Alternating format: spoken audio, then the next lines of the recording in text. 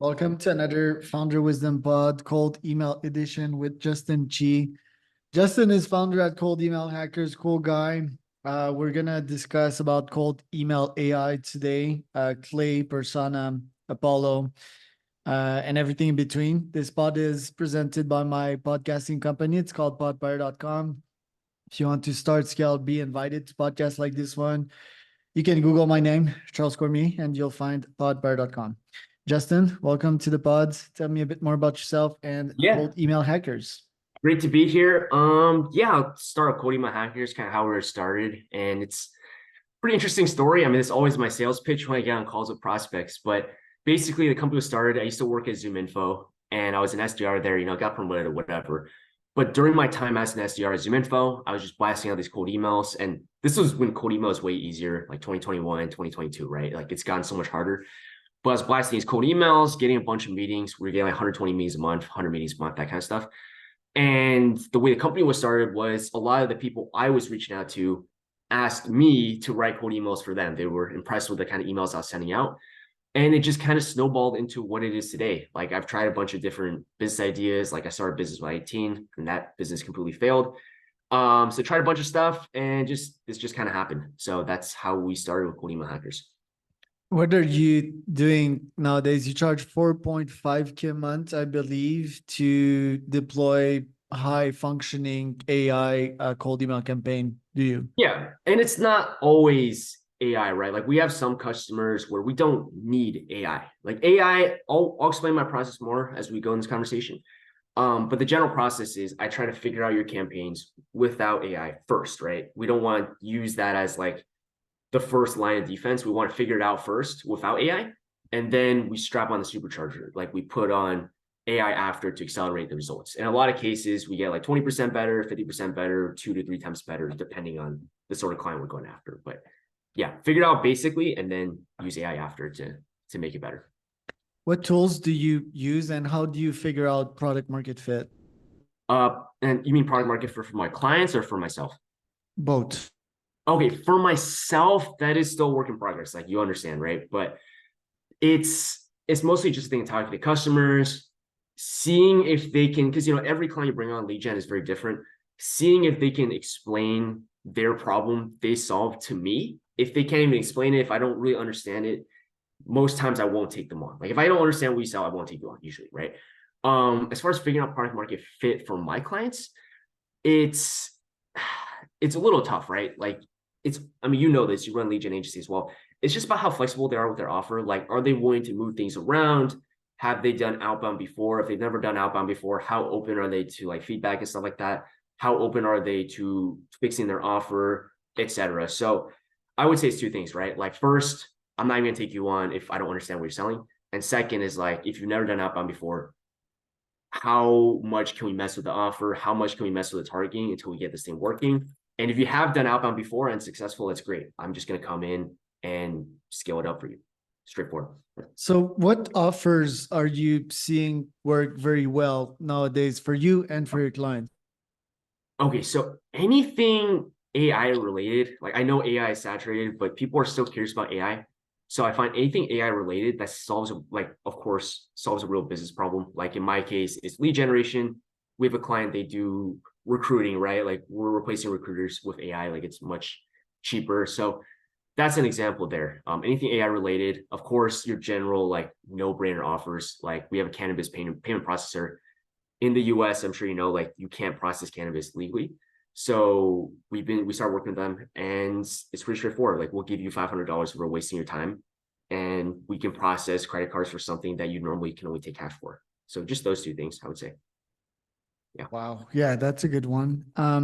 AI, what other side of the market do you feel is working better? I've seen, for example, crypto pick back up some speed around Q4 this year, and I believe it's gonna continue that way. Any other industries or vertical you're seeing lots of success in?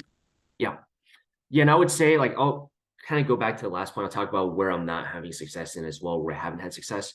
But as far as the AI point is like I'll release this as well, but I have a general format for my emails. It's like observation, unique mechanism, right? Because I think a lot of people pitch we can save you money, we can save you time, we can make you money. But every email sounds like that. So I find AI gives us an excuse to create a unique mechanism that gets them curious. So that's to my last point. Industries where I'm not doing so well, or like I haven't seen good results from other agency owners, I would say, of course, like software development, like offshore software development. I do have an angle for that, but we're testing that. General recruiting for like software engineer roles, like that's pretty tough as well. That's a flooded market. And then like selling CRMs, like obviously that's a pretty tough one. I bring that up because I've had a couple of CRM people reach out to me recently, and it's just like not happening. So yeah. 100%. I agree with all of that. Now, like niches that are working, because you mentioned the ones that are not working. You mentioned Yeah. AI. 100% agree with that one. Yes. And software dev, yeah, if it's not AI, right? If you offer GPT integration as a service, that's gonna work. That's gonna get a bunch of replies. But yeah, classic ones or outsourcing, outstaffing, even near shoring, I haven't seen it work. Yeah. No, I like your point on that too. Is like if you go a little step further and be specific, like that's definitely helping. So I don't have a development client right now, but I have given advice to a development agency. So we're pitching them to start selling automations, like workflow automation and stuff like that, right? So there's that. I would say as far as industries that are working, anything that makes you money. Like I know SEO is saturated, Google Ads is saturated, but like there's still, and of course, like cold email is saturated, right? But there's still an angle where there's a positive ROI. And if you have the right case studies, you have very strong case studies, you can still book meetings with that. So that's something I know people overlook, like, oh, it's so hard to book meetings for that, but I don't think it is right now. Like it's harder than AI software, it's harder than software, but it's not impossible. Like it's still very doable. What about CTAs? Yeah. Can we book a demo? Doesn't seem to work well. A yes or No. no question doesn't seem to work well. Is this Yeah. interesting? Should we book a podcast call to start? Is this a pain that you're currently experiencing? Do you want a free list? Do you want a free plan? What are some CTAs that are working for you nowadays? Yeah, my very best CTA right now. Like the best clients I have, I'll still test asking for a call because like they have a great offer. I can just ask for the call. Saves us a couple steps on nurturing. But the best CTA I'm using right now is, may I send a 3 or 4 minute video? And you have to really work with the clients, or if you are the client, or if you're the one sending the emails, you really have to work on filming a good video. Like the video has to, I find you don't pitch in the video, go straight into showing the demo of what you described and make it as compelling as possible. Like if you're selling a software, for example, like there's gotta be some wow factor as part of your normal software demos, like if you're demoing it to someone. So get that 3 or 4 minute clip, put that in there, don't pitch anything. And then in the email and the follow-up, ask if they want to, take 3 or 4 minutes to show how it would, 30 or 40 minutes to show how that would work for their specific use case. Another great CTA is just open to learning more.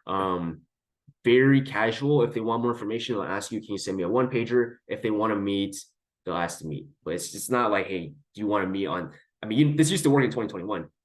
Do you want to meet next Tuesday at 3 p.m. or something like that? Like that doesn't work anymore, but it used to.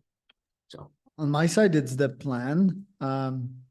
And I feed their information to GPT so that GPT can produce a personalized plan for them. yeah. On your side, is the reply video, is it personalized to them or is it a basic video sent to everyone? Early depends on the customer, right? Like early stage, we're not having success. Like I'll give you an example. We had a client we're struggling with, right? Like most of our clients, we come in, film a good video, it just would do great, right? But this one we're having a little trouble with. So we took the time to film one-on-one videos for like 15, 20 people. And we kind of found a formula that works. We put it into sort of a one video format for a specific persona. And it's just ripping. It's doing great now. But it's just a lot of testing. So I would say if it's not working, do stuff that's not scalable, figure out how to scale it. That's also my approach. You need to do the unscalable before you can actually scale any offers. Now, let's talk about AI. The approach that I use nowadays to have good success with clients that I have already experience with. So I don't start with AI as well. Nice. Yeah. Like we just said, we do unscalable things is we call it the Venn approach, right? Because it's what I offer and what could be potentially interesting for you and where can we meet in the middle. So for example, I will feeds Clay a bunch of Apollo data about what their company does, right? Enrich it to have a bit more data to feed GPT and tell GPT, hey, can you give me three GPT integration use case for this potential clients for software dev agency that specializes in GPT integration.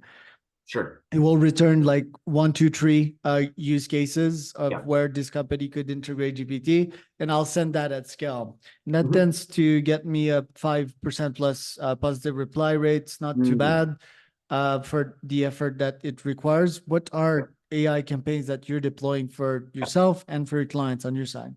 Yeah, so I'll give you a great one, and I can't give the prompt. Obviously, this one's doing very well for us, but there's a client of mine, they sell intent data. Like I'm sure you're familiar with intent data. Personally, I don't fully believe in the power of intent data. I think intent data is a good place to start, but I don't think you should rely on intent data. But anyways, their platform is very flexible. We come up with a bunch of different ideas.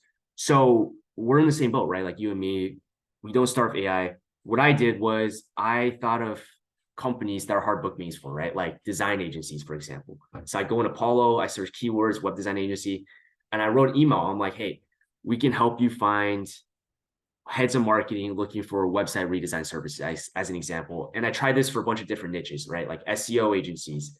We're targeting SEO agencies, we're targeting design agencies, development, whatever. And I write this email, I say, okay, well, generally this platform works like this format works. That one line, we can help you find XYZ, looking for XYZ solution. I reverse engineer it. So I put into GPT, what I do is script the company description.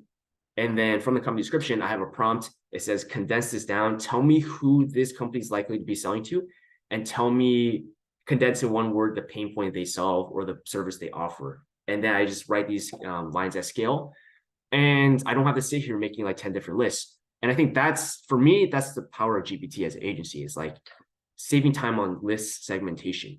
You know what I mean? Like that's what I think. I really like the ideas campaign and I've had success there. But I'd say where I've had the most success with AI is like saving time on segmentation, really allowing me to scale campaigns for my clients. So Right. Asking GPT basically if they satisfied X, Y, or Z condition.